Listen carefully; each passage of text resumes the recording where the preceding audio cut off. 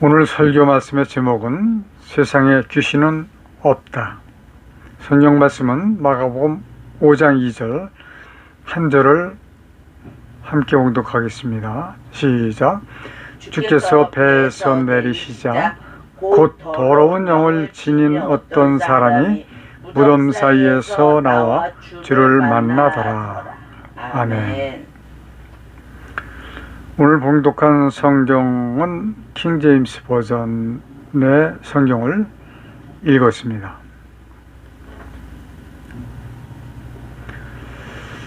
귀신이라고 하는 단어가 한국 사람들에게는 아주 익숙한 단어죠. 심지어는 무슨 일을 잘 하는 사람들에게 귀신같이 해냈다, 이렇게 얘기까지 할 정도로 대중화된 단어가 바로 귀신입니다. 이러한 이유는 한국 국민의 정서가, 종교적 정서가 상당한 부분 유교의 영향을 받았고 또 받고 있기 때문에 그렇다라고 말할 수 있습니다. 그렇다라고 하면은 우리는 유교의 사상과 관점에 대해서 어느 정도는 알아야 될 필요가 있다라고 할 수가 있겠죠. 오늘 여러분들은 좀 놀랄 수 있는 내용이 지금 나오는 말씀일 겁니다. 정통한 유교의 사상은 종교가 아닙니다. 교자가 붙어서 종교로 오해를 하는 경우가 있는데 이 교자는 가르칠 교입니다. 공자의 가르침을 가르치고 따르는 것이라고 성균관 유생들을 가르치시는 분께서 제게 직접 말씀을 해주셨습니다. 유교의 사상 중에서 으뜸이 가는 것은 조상을 섬기는 일이죠.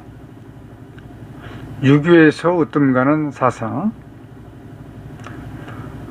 왜 제가 유교에서라고 하는 것을 재산 말씀을 드렸냐면 조상을 섬기는 것이 으뜸 간다 이렇게 착각을 할 수도 있기 때문에 그런 겁니다. 유교 사상 중에서 으뜸이 가는 그 사상이 바로 조상을 섬기는 것이다. 우리 가문에서도 옛날에 우리 부친께서 생존해 계셨을 적에 제사를 1년이면 여러 차례 지냅니다. 제삿날이 되면 멀리 사시는 숙부님들이 오셔서 제사를 준비를 하세요. 그 형식을 갖추는 데 있어서 홍동백서 이런 그 형식을 갖추는 데 있어서 제물을 준비하는 과정에서 여자가 지나가다가 치맛자락이 제물을 지나가면 그 제물은 사용하지 않더라고요. 부정탄다 이런 의미가 될 것입니다. 우리 기독교인들은 그렇게 생각할 필요가 전혀 없겠지만 그런 것이죠. 유교에서 조상의 혼을 귀신이라고 이름을 하고 있는 겁니다. 그래서 제사를 지낼 때는 문을 열어놓고 지내죠. 귀신이 있다면 영적인 존재이기 때문에 문을 그냥 통과할 수 있습니다. 그러나 유교에서 제사를 지낼 때 문을 열어놓는 것은 하나의 형식이죠. 저는 오늘 분명히 세상에 귀신이 없다라고 말씀을 드리면서 이 이론에 대한 증명을 해드리려고 하는 겁니다. 왜 귀신이 없다라고 이야기하는가? 유교에서 말하는 귀신이라고 하는 것은 세상을 떠난 사람의 혼이 가야 할 곳을 찾지 못하고 중천을 떠도는 혼이 있다. 그런 혼이 바로 귀신이다 라고 이야기를 합니다. 그러나 분명히 말씀을 전하기는 우주 전체 어디에도 귀신은 있을 수가 없습니다. 그러나 많은 사람들이 지금도 믿고 있는 조상의 귀신, 이 귀신에 대해서 알아보겠습니다. 사전에서 귀신을 설명을 이렇게 합니다. 사람이 죽은 뒤에 남는다고 하는 넋, 사람에게 화와 복을 내려준다는 신령, 사전에서 이야기하는 겁니다. 제가 이야기하는 게 아닙니다. 어떤 일에 남보다 뛰어난 재주가 있는 사람을 비유적으로 이르는 말이라고 설명을 하고 있습니다. 이러한 현상은 아주 오랜 세월 동안 귀신이라고 하는 단어가 이 세상에 존재하고 있었기 때문에 사전에서도 이렇게 설명을 하도록 되어진 것입니다. 자, 이제부터 이 말씀, 귀신이 있을 수 없다라고 하는 것을 증명해 드리겠습니다. 사람이 죽으면 그 혼이 가는 곳이 딱 두 군데에 있습니다. 하나는 하나님의 구원을 받은 사람들의 혼이 갈 곳과 또 하나는 구원을 받지 못한 사람들이 내 혼이 갈 곳이 있는 겁니다. 그러니까 구원을 얻은 사람이 가는 곳은 바로 낙원입니다. 아멘. 그러나 하나님의 구원을 얻지 못한 사람이 가는 곳은 음부입니다. 그러면 답이 완전하게 성립이 되는 것입니다. 왜냐하면 죽지 않을 사람은 하나도 없기 때문에 그렇습니다. 그러니까 공중을 떠도는 혼은 있을 수가 없는 것이지요. 그러므로 귀신은 없습니다. 아멘. 그런데 큰 문제가 하나가 있습니다. 거룩하신 창조주 하나님의 말씀을 기록하고 있는 성경에 귀신이라고 하는 단어가 있습니다. 많은 성경을 보아도 귀신이라고 하는 단어가 나옵니다. 그러나 없는 성경도 있습니다. 그 이유는 신학자들 중에서 극히 적은 분들이 귀신이라고 하는 단어가 성경에 들어가는 것이 옳지 않다라고 하는 것을 알고 계시는 분들이 계시다라고 하는 반증입니다. 저는 제가 존경하는 목사님 어느 분께도 제가 이 카톡 예배문을 보내드리는데 시인이에요. 시인. 목사이면서도 시를 지으시는 목사님입니다. 그분이 어제 문자로 답을 주셨어요. 성경에 있는 귀신은 악한 영이라고 해야 맞는 것입니다 라고 써서 보내셨더라고요. 참 반가운 소식이었고 옳은 말씀이죠. 악한 영 또는 마귀 또는 사탄 이렇게 기록을 해야 맞는 겁니다. 이제 그분에 대한 새로운 또 성경적 지식을 알게 돼서 저는 사실 굉장히 마음이 기쁘고 즐겁습니다. 자, 오늘 본문 말씀을 다른 성경에서 한번 찾아서 읽어보겠습니다. 먼저 가장 많이 사용하고 있는 개역 개정판, 배에서 나오심에 곧 더러운 귀신 들린 사람이 무덤 사이에서 나와 예수를 만나니라. 더러운 귀신 들린 사람이라고 개역 개정판에서는 기록을 했습니다. 자, 그럼 그 전에 있었던 개역 한글판은 어떻게 말씀을 기록을 했을까요? 배에서 나오심에 곧 더러운 귀신 들린 사람이 무덤 사이에서 나와 예수를 만나다. 역시 마찬가지 개역 한글에서도 더러운 귀신 들린 사람이라고 기록을 했습니다. 자, 우리말 성경에서 보니까 예수께서 배에서 내리시자 더러운 귀신 들린 사람이라고 기록을 했습니다.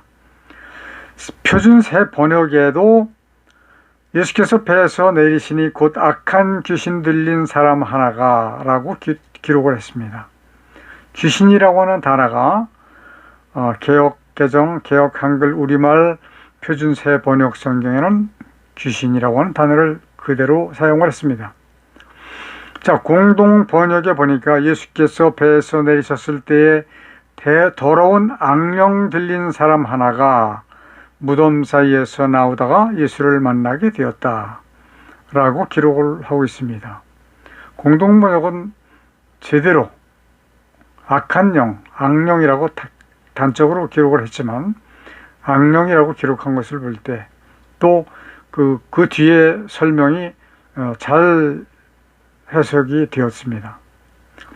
자, 킹제임스 버전, 오늘 우리가 읽은 킹제임스 버전은 더러운 영을 지닌 어떤 사람이라고 기록을 했습니다. 요 말씀도 성경을 고칠 때는 조금 수정을 할 거로 예상을 하고 있습니다.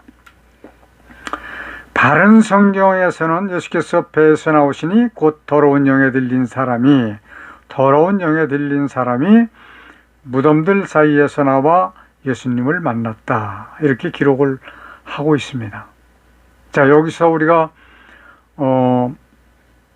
생각을 해야 될 것은 무엇이냐면 성경에서 귀신이라고 하는 단어를 사용하면 안 되는데요, 그것을 알지 못해서 사용함으로 인해서 교계에 엄청난 사고가 옛날부터 지금까지 계속되고 있다라고 하는 사실입니다. 그것은 첫 번째, 생명을 살리시는 거룩하신 하나님의 뜻을 올바르게 깨달을 수 없도록 만들었습니다. 두 번째, 주술적 신앙을 키웠습니다. 자, 주술적이라고 하는 것은 무엇을 말하는 것인가?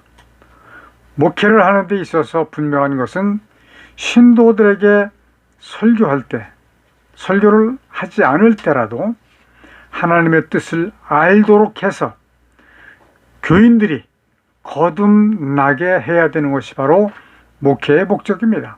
아멘. 목사나 신도들이 이미 사도 시대에 종료된 병 고치는 것과 예언하는 것에 매달리는 현상이 바로 주술적 신앙이다 라고 말할 수 있습니다. 오늘날 너무 많은 사람들이 이렇게 잘못된 신앙관을 가지고 있습니다.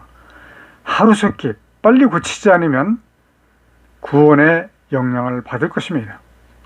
그렇기 때문에 저는 계속적으로 이 말씀을 강하게 말씀을 드리는 거예요. 병 고치는 은사는 바울의 3차 전도 여행 때에 동역자 드로비무가 병이 들었는데 그것을 고치지 못하고 밀레도에 그냥 두고 떠난 그 사건이 바로 신유 은사의 종료였다라고 제가 여러 차례 말씀을 드렸습니다. 그 후에는 사도들에게도 신유의 은사가 나타나지 않았습니다. 그러나 오늘날의 많은 사람들은 예나 지금이나 하나님은 동일하시다라고 말하면서 오늘날도 나타나고 있다라고 하는 무지한 말로 고집하는 사람들이 너무나도 많이 있습니다. 그러나 가만히 생각을 해보십시오. 만약에 지금도 신유의 은사가 나타나야 된다라고 할 것 같으면 두세 사람이 모여서, 아니 20사람, 30사람, 100사람이 모여서 기도를 하면 병자가 나아야 됩니다. 안 낫습니다. 사람의 성패 등을 알고자 하는 것이 바로 주술적입니다. 또는 이것을 샤머니즘적이다라고 말할 수 있어요. 진정한 예언은 성경에서 모든 예언을 다 해주고 계십니다. 아멘. 음성을 들으려고 하지 마십시오. 오늘날 하나님께서 내가 내게 이렇게 해주겠다, 이렇게 하라, 이렇게 말씀하시지 않습니다.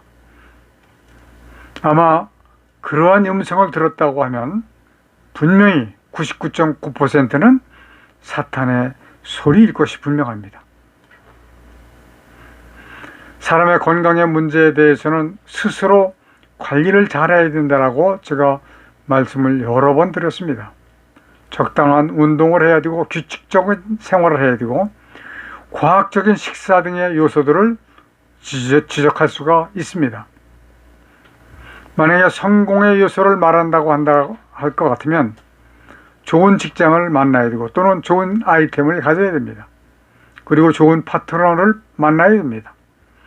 그리고 충분한 자본을 확보해야 됩니다. 그리고 적당한 때를 만나야 됩니다.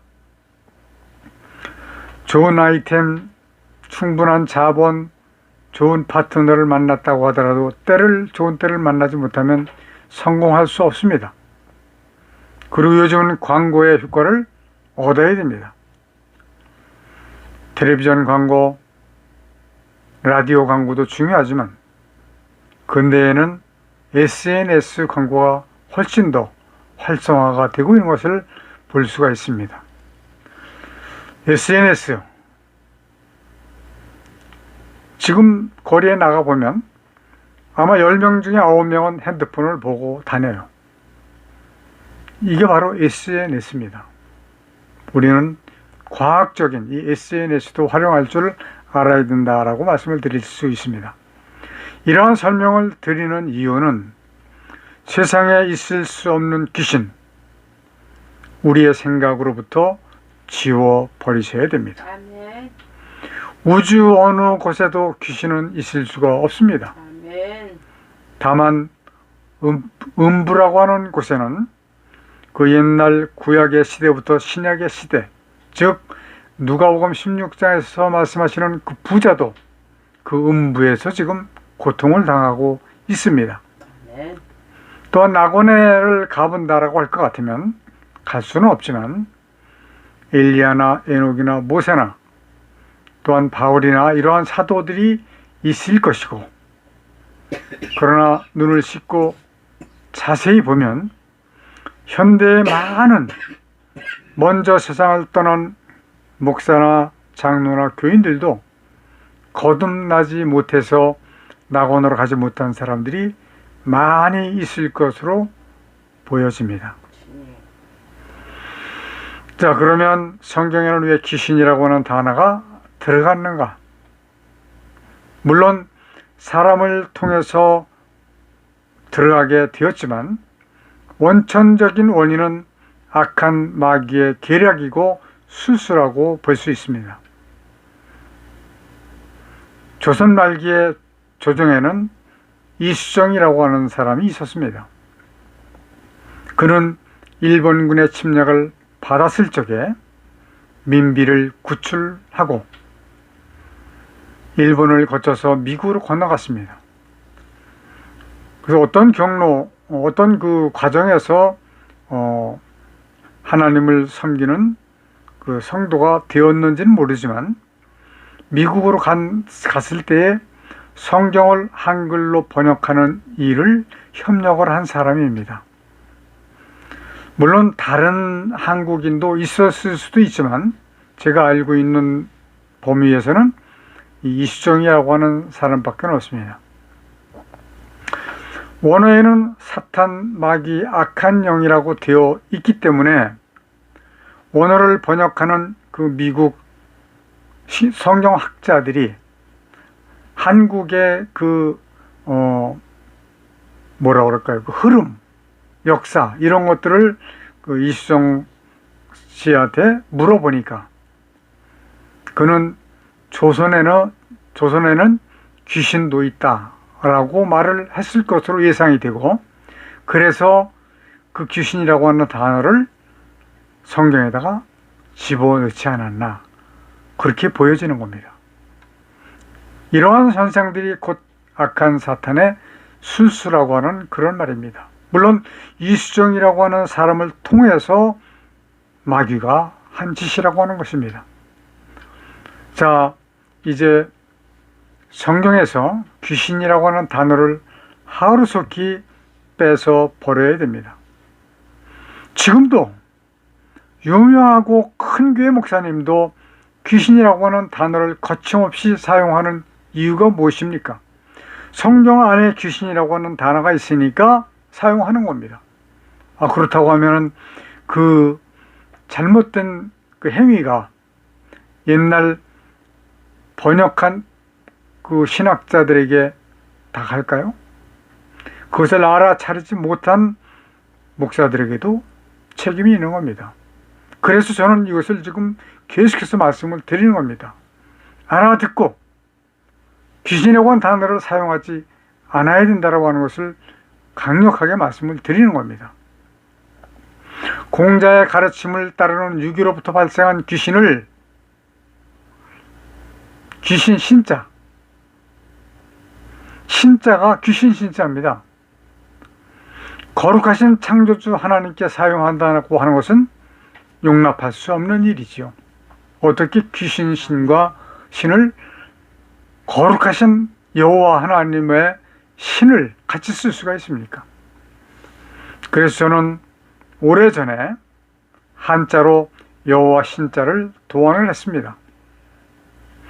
귀신 신자를 간머리 변으로 완전히 가두어서 사탄도 가두시고 부리시는 여호와 하나님이라고 하는 뜻으로 여호와 신자를 만들었습니다. 물론 이 말씀을 듣는 분들 중에서 신자도 써서는 안 된다, 다른 말로 예를 들어서 호자로 쓰든지 이런 식으로 생각을 하는 분들이 계실 거예요. 그러나 그것은 후에 다시 해야 될 일이죠. 왜냐하면 신자가 잘못되었다라고 하는 것을 알게 하기 위해서 여호와 신자라고 하는 것을 반드시 붙여서 이야기를 해야 된다라고 하는 것을 말씀을 드립니다. 그러나 제가 도안한 그 여호와 신자는 제도화가 되지 않았기 때문에 공식적으로 사용할 수가 없습니다. 제가 제 입문서에다가 그 신자를 그 스캔한 것을 사용을 했는데 카톡으로는 안 넘어가요. 이게 그 SNS의 어떤 허점이라고 할 수도 있을 겁니다. 그래서 오래전에 제가 그 신자, 여호와 신자를 별도로 보내드린 적이 있습니다. 아마 기억이 나시는 분들이 계실 거예요. 한번 찾아서 다시 한번 보시길 바랍니다. 이제 이 여호와 신자를 세상 모든 사람들이 알도록 해야 되고요, 사용하도록 해야 됩니다. 이것은 성도된 저와 여러분들이 해야 될 일입니다. 이제 우리 성경 오역 재편찬 위원회에서는 성경의 이 모든 오역을 고칠 것입니다. 그러나 우리 몇 사람의 힘으로 하기는 너무나도 벅찹니다. 여러분들의 기도가 절실히 필요합니다. 잊지 마시고 기도해 주시기를 간절히 당부드립니다. 그러므로 인해서 하나님의 거룩하신 뜻을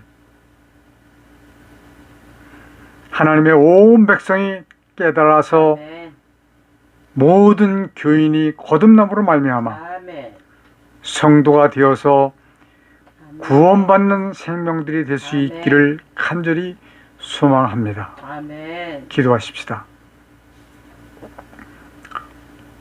거룩하신 하나님, 이 세상에 있을 수 없는 귀신이라고 하는 단어를 성경에서 삭제하고 단어나 수고도 바르게 잡게 하여 주옵소서. 이 일을 위해서 택해 주신 하나님의 은혜를 감사합니다. 우리 모든 하나님의 백성들이 한마음 한뜻으로 이 일을 이루게 하여 주셔서 하나님의 나라가 속히 이 땅에 임하게 하여 주시기를 간절히 원합니다. 이러한 일을 통해서 거룩하신 하나님의 뜻이 이루어질 수 있도록 하나님 도와주옵소서. 예수님의 이름으로 기도드리옵나이다. 아멘.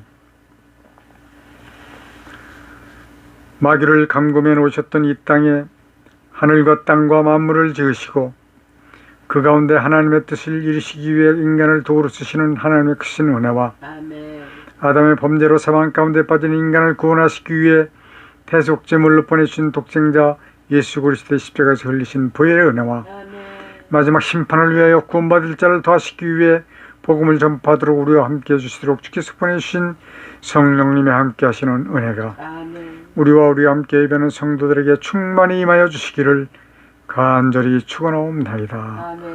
아멘.